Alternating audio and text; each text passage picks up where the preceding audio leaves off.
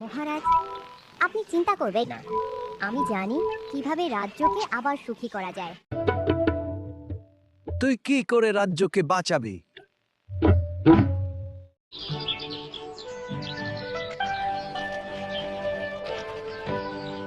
প্রকৃতির সঙ্গে বন্ধুত্ব করি, সে আমাকে ফিরিয়ে দেবে ভালোবাসা।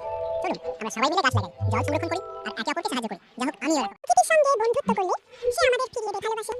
চলুন আমরা সবাই মিলে গাছ লাগাই, জল সংরক্ষণ করি। রাজা টুনির কথা মেনে নিলেন।